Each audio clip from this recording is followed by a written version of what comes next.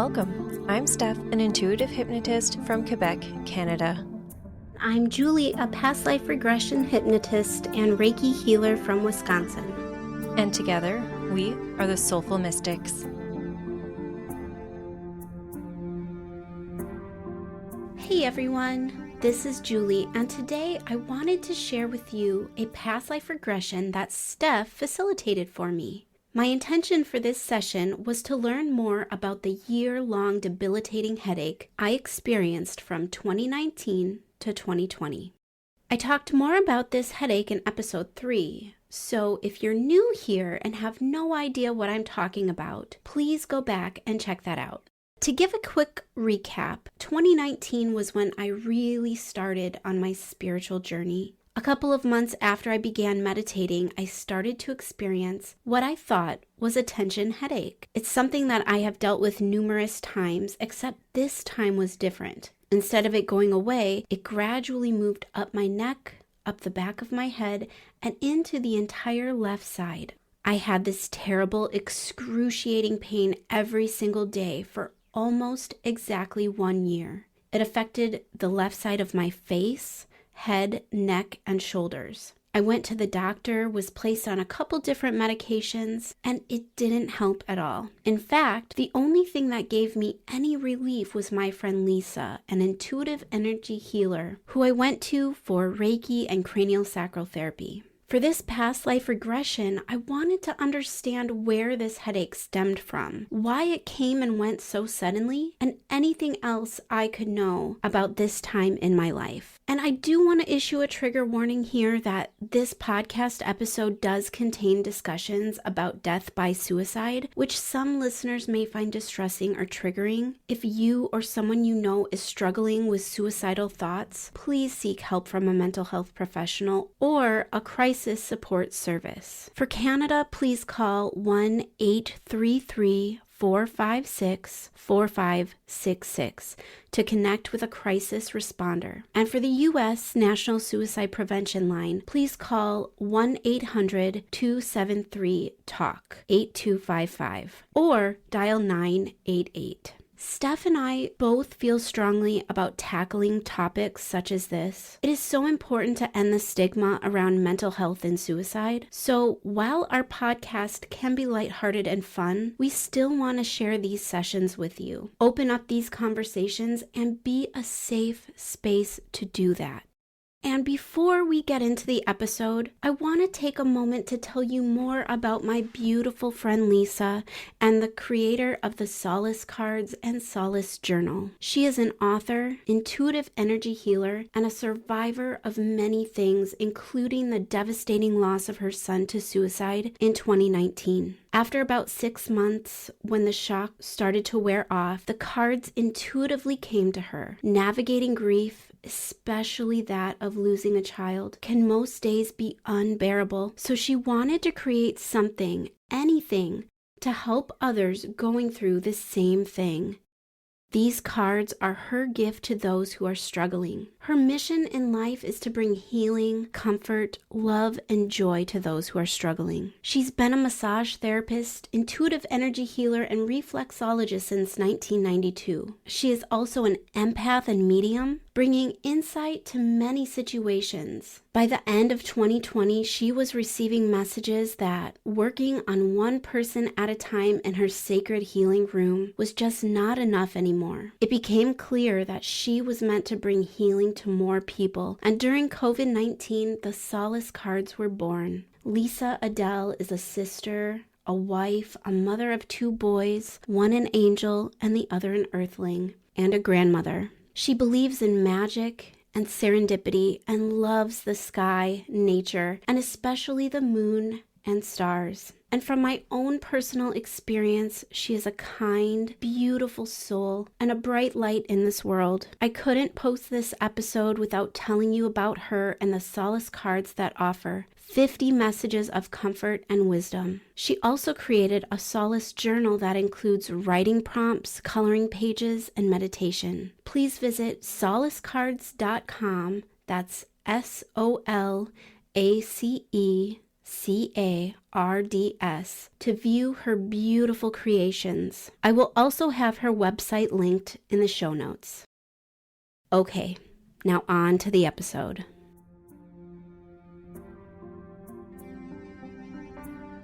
Taking a few moments here, a few moments of silence to allow the details to come in. And if you take a look at your feet, Julie, what do you see? What do you feel? I feel very cold. I'm outside. It's snowing a lot and I can't see my feet. They're buried in the snow. And if you take a look around, what do you see or feel? Is there a cabin or a home around you? It's dark out and I just see the snow blowing. It's like a blizzard. And are you alone here? Yeah, I think I'm trying to get to my house. And do you know if your house is far away or are you stuck somewhere? I don't think it's too far away. I think it's just off in the distance. I'm just walking through this blizzard and I'm freezing and just trying to get home. I think I'm a man with I can see the snow on my beard. And do you notice anything else about yourself in that body? I'm wearing some kind of leather and fur. I think I have auburn colored hair. That's the color of my beard. And how do you feel within this body? Besides being cold, do you feel young, old, strong, weak? I want to say around 30, and I feel strong, but there's a sense of desperation. And if you really focus on that sense of desperation, does anything come to mind about why you're feeling that way in this moment? I'm trying to get to someone, maybe my wife. Good. So focus a little bit on that feeling you get when you mention trying to get to someone, possibly a wife. Has it been a long time since you saw this person? Are you coming from somewhere far away? Or is it just another day in the life? I think it's just another day in the life. I don't feel like I'm coming from anywhere that's too far. I feel like maybe I'm coming from town. And if you were to take your memory in a bird's eye view and just take a look at where you are in the world, does anything come up? I think Finland. And do you get a sense of what year it is? 1823. And now really being within that body, focusing on how it feels. Does any name come up? Do you have any idea what your name was as this 30-year-old man in Finland? The name Zachariah comes to mind. And now, as the details unfold, is there anything else around you or any feelings, sensations that we need to know before moving from this scene? I think so. I just feel scared. And do you know why you're feeling scared? It has to do with my wife. I don't know if she's sick or something's wrong with her. I'm not quite sure. And do you feel like she's at your home? Yeah, I think it's like a cabin of some sort. So now let's hit fast forward and get you to the cabin so we can find out a little bit more about your wife. And at the count of 3, we'll be there. 1, 2, 3. Allowing the details to unfold. Let me know what happens next. I see her laying on the bed. It's like a one-room cabin, and she's laying like on a bed of some sort. There's a fire going. It's just a really small one room. And really feeling into that, being in this cabin. Is anyone else there besides you and your wife? I don't think so. I think I was trying to get a doctor or someone to come help her, but I couldn't find anyone. And if you focus on your wife, what do you feel or sense or see? Is she awake? Is she sleeping? What's happening in this scene with her? I think she's in labor. She's covered in sweat and she's crying. She's giving birth. And would this be her first delivery? Is this your first child? I think so. I feel scared, like I don't know what to do. So let's focus on your wife. How do you feel about her?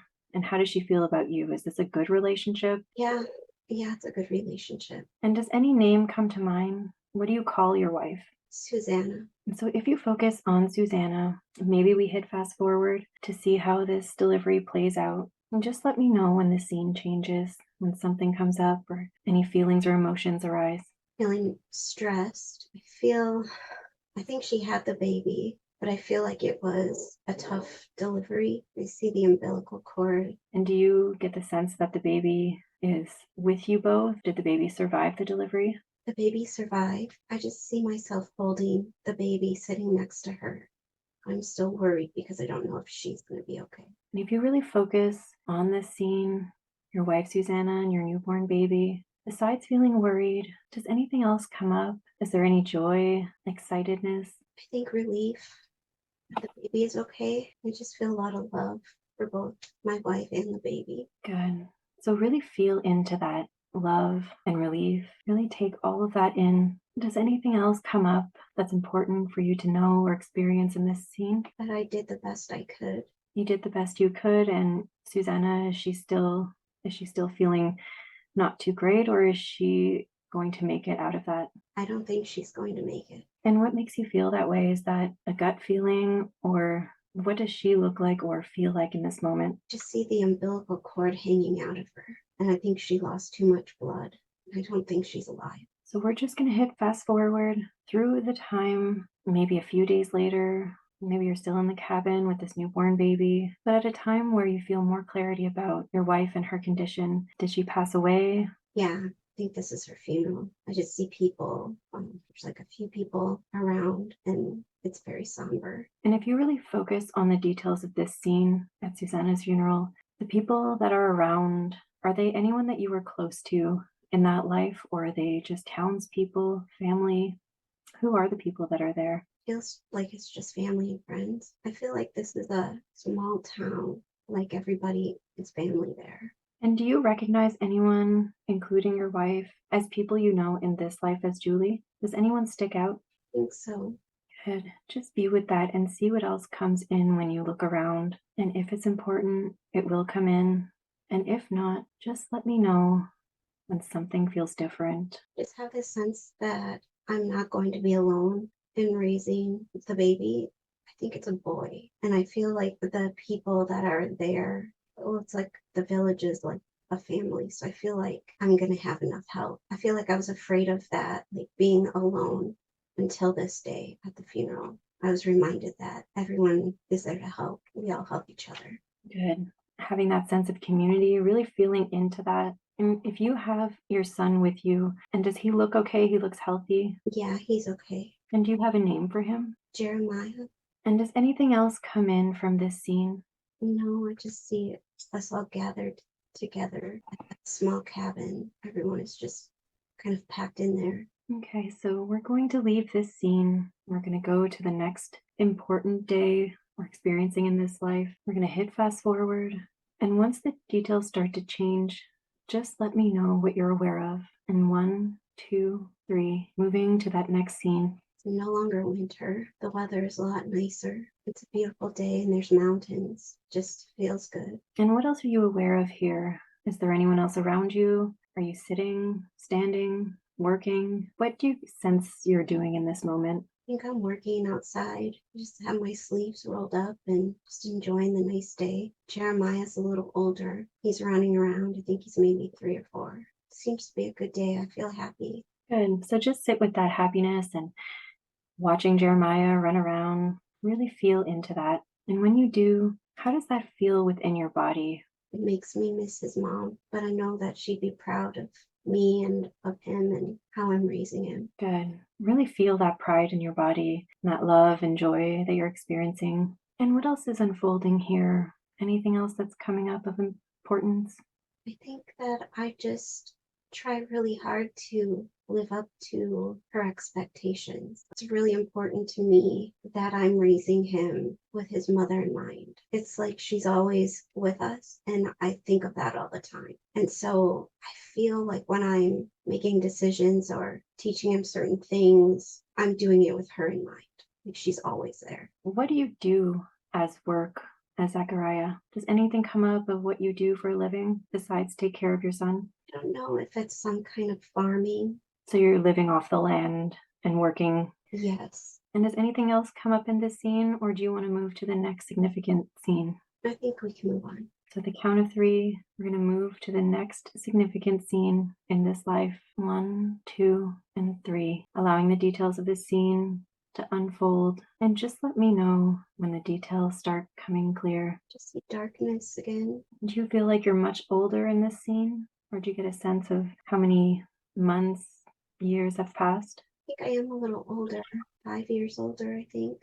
And what's happening around you in the darkness? Do you know where you are, or if you're with anybody? I'm back outside in the snow. I feel a little disoriented. Like I don't know if I'm hurt, like I felt. I just feel a little dazed, like a little confused. And if you really feel into that body, where in the body really stands out? Do you have any pain or discomfort? Yeah, my head is throbbing. And what else are you aware of here? If your head is throbbing, if you maybe move up from a bird's point of view and take a look at the body, do you see anything or feel anything? I do see some blood, like I hit my head on a rock or something. I think I've been laying there for a while, and I think I'm just waking up from the fall because I lift my head up and I look down, and it's like a rock sticking out of the ground with a little blood on it. And if we just move slightly forward, do you feel like this is the end of this life, or do you make it back to the cabin and get help? I don't think this is the end. I just have this weird sensation on my head. So let's move to the scene where you possibly find help, or someone finds you, or you become a little bit more conscious and you're able to find your way back. What happens when you get back to your cabin, or when someone finds you? What are the details that are coming up for them? I just see myself alone, and it's kind of like I'm stumbling a little bit, but I'm trying to make my way back home, back to that same cabin. Good. And just allow any details to come in. Anything that's important will come to you. And take a moment to allow those details to settle in, and let me know when something changes. I do make it back. I feel like I continue to deal with the pain though. I'm not working anymore, and I just feel like this pain in my head, like that fall really, it was serious, like it caused serious injury. And was it the back of your head, the front? Where was it? It's the left side of my head. The sensation I feel right now is right above my ear on the left side. And do you get a sense to how long you were unable to work? Was this something that continued for a very long time, or was it just in the time that you were healing from this wound? I don't think I went back to work. I feel like I'm dealing with this pain day in and day out, and it's affecting every part of my life. Like I'm angrier, I'm depressed, I'm in pain. It's affecting my relationship with my little boy. Like he spends more and more time with like the other families in the village, and there's like a feeling that I'm letting him down and that I'm letting my wife down. It's almost like despair. Does anything else come up when you think about that? Think about the despair, really feel it in your body. Is it really all where you hurt yourself, the wound is? Or do you feel it somewhere else within your body? I feel it all over. And it's like I get the thought, like, I want to end it all. Can't take this anymore. Is anything else coming in about that? I think I do take my own life. Like, I think I'm going to do it. Okay. So let's move forward. Again, imagine hitting fast forward on a remote through the time where your soul leaves that body, and just say, okay, when the details start to come in about the end of life scene, what you're feeling or seeing, experiencing, and just let me know when those details become clear. Yeah, I shot myself in the head. Were you alone? Yeah, I was alone in the cabin. I just felt a lot of regret and sadness. And did you feel that after your soul left the body, or is that what left you feeling like you wanted to take your own life? It was instant regret. That's what I felt when my soul left, the instant regret. And do you feel this regret within your body? Are you holding on to any of those negative emotions in relation to this life? Yeah, I definitely am. And where do you feel it in your body? I feel a pressure still in the left side of my head, in my ear, and down my neck and shoulder. And it's like a hot, heavy pressure.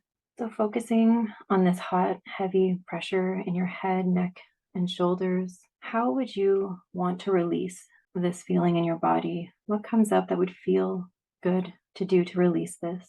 I don't know, maybe like vacuum it out. I feel like I need to just suck it all out. Good. So imagine a very powerful vacuum coming in and just sucking out every bit of that pressure. You can feel the hot pressure being removed from your head, from your neck, and your shoulders. And as it's removing this pressure, you start to feel lighter and more free. And if you feel you need help, we can call on your spirit guides to come in and really help remove every single bit of it. And just let me know when you start to feel lighter and that the pressure is gone.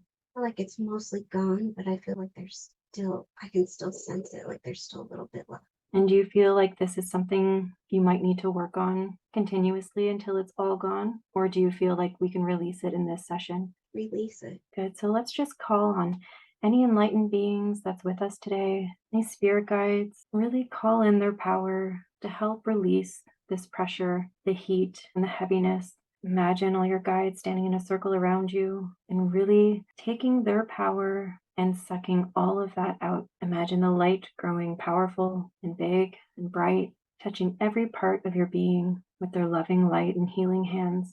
And now I want you to imagine that healing light fills in the space that once held this pressure. Even if there's still a little bit left, that light really flowing in, filling that space, healing anything and dissolving any remnants. And this light filling your entire physical body, rejuvenating you, pulling out all the regret that you felt when you ended your life and filling it with love. And let's just do a body scan. Do you feel like there's any remnants left? No, I feel a lot better. Good. And if you go through the rest of your body, is there anything else that feels heavy or feels like tension that you want to release today? Think so. Good. So know that each day that goes by, it will get easier and easier for you to understand that you are worthy. And even though you had regrets in that life, you did the best you could. It will get easier and easier for you to acknowledge and release any blocks that are holding you back, release any shame or any judgments that you had for yourself in that life. And you will become more evolved in how you treat and love yourself. So we're going to move to a place of spiritual guidance, sending love and appreciation to that life as Zechariah, to all the family and all the friends that you had in that life, sending love and light, and moving to spiritual guidance, calling upon Julie's spirit guides, your higher self. And Julie just has a couple questions for you. Did she see this life because it related to the headaches that she had for that whole year from 2019 to 2020? Yes. And was it because you were about the same age as Zechariah when he had that head wound? Does the age correlation have anything to do with when Julie had the headaches? Yes, she was the same age as he was when he got hurt. And is there anything Julie needs to know? Anything about her health? Any concerns? Any advice on how to take better care of herself and what feels right for Julie? She needs to know that she's worthy of taking care of herself physically, mentally, emotionally. And do you have any advice on how she can really pull in that feeling of worthiness of taking care of herself? Is there anything that can help her? She needs to practice feeling worthy, be mindful of it. It's almost like the unworthiness is something she does without realizing it. And is there anything she can do to release that sense of unworthiness? To make herself a priority. When she starts making herself a priority, it'll be easier to feel worthy. And is there anything Julie needs to know going into this new year, 2023? Any advice, any information that would help her along the way? Just do it even if you're scared. It's getting out of your comfort zone and doing things scared that is going to help you grow. And do you have any advice on how Julie can just do it and get out of her comfort zone? Is there anything that can help her along the way? How can she pull in that confidence? Just take a moment to breathe, call in the guide. We're there to help. She's always surrounded. She's always loved. We're always there. And does anything else come up? Is there anything Julie needs to know right now? Just keep going and have patience.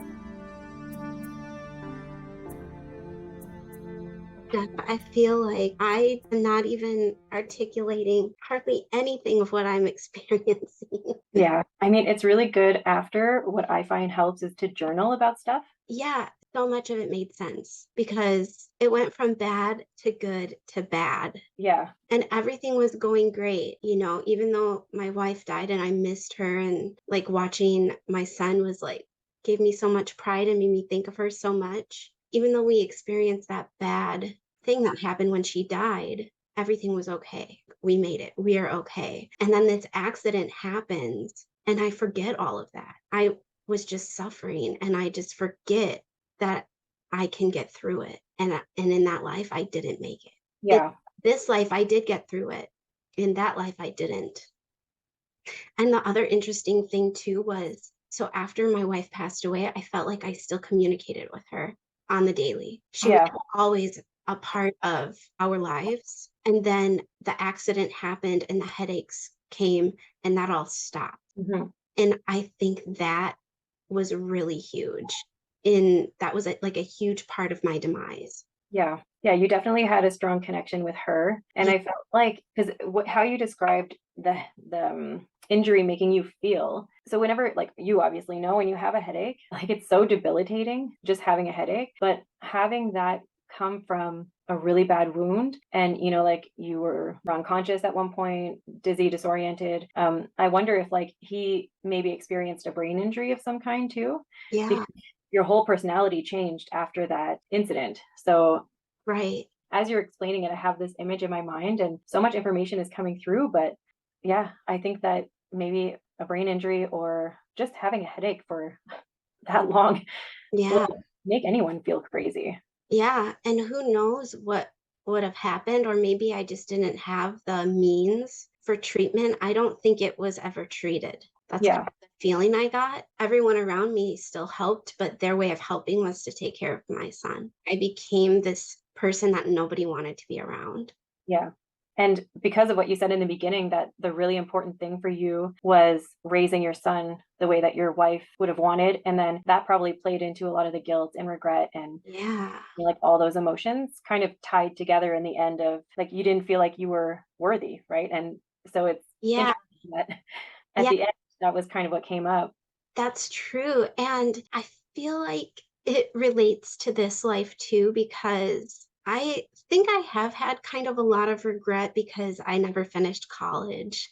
I'm not living the life I had planned on living. Just there's so many things in my life that didn't go my way. And so I just feel like I'm not where I thought I would be at this age.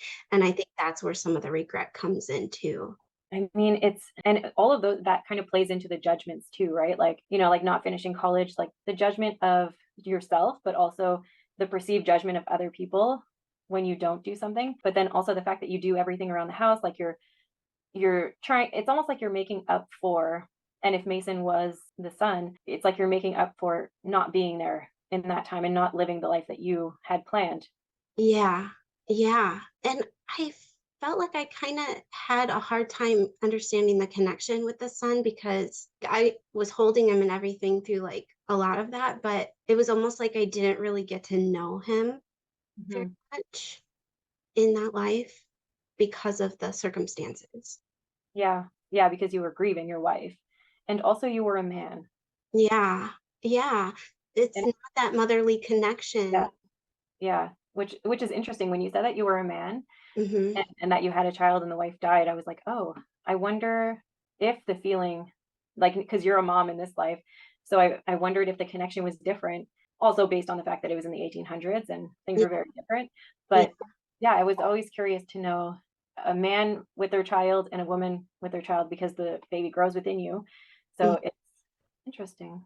On that one scene where it was, like, a nice sunny day and I was working outside, I just like, I had my sleeves rolled up, I don't know if I was chopping wood or whatever, like, I had, like, an axe in my hand, and it was almost like I put the axe down and I was just taking in the scene, and, Jeremiah was playing, and it was just such a sense of pride.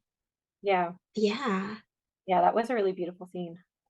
I knew it was gonna go like, I was curious to see how it was going to happen, but, like, it and, the feeling of leaving that body and, like, one accident, like, one slip ruined everything, and Right. that happens. Yeah, it was very deep. When the worthiness thing came up, I was like, "Oh, yeah," because that just for me, the whole thing was like he felt unworthy. He felt like Yeah. he didn't deserve to live and didn't deserve to be the dad and, like, yeah, it connected itself very well. Yeah, and what I was during the spirit guide thing, I still feel like I'm not saying everything that's coming in. Mhm. Like I have a hard time getting it out, but it was the sense of I'm not making good decisions because I don't feel like I'm worthy of those good decisions. Yeah. And that was the other thing about before I'm going to make a poor choice, it's like be more mindful of am I really fueling my body and is this good for my soul? I just couldn't get it out. Yeah, but you felt it, and I that's felt it. Yeah. And that was the thing too. Right before we got into the whole past life stuff, mhm. I started getting really scared. And it was like right before I got into the past life stuff, I was feeling a lot of like goosebumps and stuff on my legs, and I could feel like a cold breeze above my face. And I was like, okay, either somebody is in here, or this is related to what I'm about to experience. And then it was being out in like the blistering cold, and I felt cold, but I Yeah. was really scared because I started having thoughts of like, I don't want to bring the headaches back, or I don't want to feel the headache again. When the accident happened, I could really feel like right here is where I hit, and I could feel that weird sensation, and then it went all the way down and into my, like, through my ear too, and like in my neck and stuff, and I could feel my whole body tense up. I'm looking up so I looked up headache, and I know I looked it up before, but I Yeah. was curious to look it up now because it's with his life, in relation to his life. Yeah. And the things that really stand out are like feeling frustrated, but self-criticism, self-sabotage, invalidation of self, judgment of self. That's what he was doing. He was judging himself Yeah. for not being able to do the things that his wife would have wanted him to do, or that he wanted to do. And then let's see, ear. I'm curious to see, because I never really, I think you told me where your headaches were, but I didn't know like the ear. And in this, he had the injury. So left ear is feeling that what you have to say is not important and not worth hearing or listening to, and criticizing yourself, judging yourself and criticizing yourself, and feeling like the people around you are also judging and criticizing you, which is like if he felt like the community was family and they were taking the son because of his anger and his inability to feel human, Yeah. then that makes so much sense. And that plays into like my own insecurities in this life too. Mhm. I always worry about what people are going to think. And Yeah, I shouldn't. And I know I shouldn't. But it's hard to let it go. exactly. Yeah, and it is like it's coming from these past lives too, so it's not just you. Yeah. Wow. Yeah, But I think some of the headaches that I've experienced too is because it was on the same side as the accident. yeah. And it was interesting that it was the same age. Yeah, because I think I said I felt like 30, like when my wife had the baby and died. And then I think I said I was like 5 years later.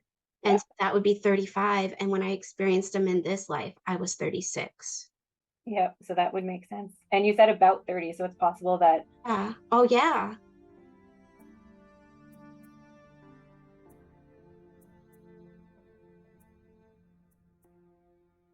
Well, there you have it. I hope you enjoyed the conversation Steph and I had when I came out of trance. It's so fascinating how, in the end, everything just made perfect sense. This session took place in January of this year, 2023, and I'm happy to report that as of this recording, the headaches have not come back. If you have any questions about this episode or about Steph and I in general, please email your questions to us at soulfulmysticspodcast@gmail.com. We hope to have a Q&A episode in the near future. Also, we have a new Instagram account for the podcast at Soulful Mystics. Please follow us to stay up to date with the podcast. Please hop on our email list as well. Steph and I each offer different promotions and discounts. I will be announcing a huge birthday discount for the month of May, which is right around the corner. And Steph has an amazing introductory rate right now as well. You can find more about my offerings at soulseekerhypnosis.com. Hop on my email list and follow me on socials at soulseekerhypnosis. And to find more about Steph's offerings, please visit soulfulstephanie.com. Hop on her email list and follow her socials at Soulful Stephanie Hypnosis. And that's it for today's episode. Until next time, stay curious.